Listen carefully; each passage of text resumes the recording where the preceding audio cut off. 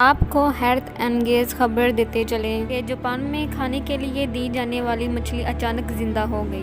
खाने के लिए पेश की गई मछली पूरी तरह से पकाई नहीं गई थी। इस खौफनाक वीडियो को अब तक कई लाख सार्फिन देख चुके हैं, जबकि ये मुतअद्दिद प्लेटफॉर्म्स पर वायरल भी हो रही है। मीडिया रिपोर्ट्स के मुताबिक जापान के रेस्टोरेंट में नूडल्स और सलाद के साथ पेश की जाने वाली मछली अचानक जिंदा हो गई, जिसकी वीडियो भी मंजरे आम पर आ गई है। सोशल मीडिया पर वायरल वीडियो में देखा जा सकता है कि जैसे ही मज़कूरा शख्स चॉपस्टिक मछली के करीब लेकर जाता है तो मछली मुंह खोलकर चॉपस्टिक को मुंह के अंदर ले जाती है। रिपोर्ट के मुताबिक खाने के लिए पेश की गई मछली पूरी तरह से पकाई नहीं गई थी। इस खौफनाक वीडियो को अब तक कई लाख सार्फिन देख चुके हैं, जबकि ये मुतअद्दिद प्लेटफॉर्म्स पर वायरल भी हो रही है।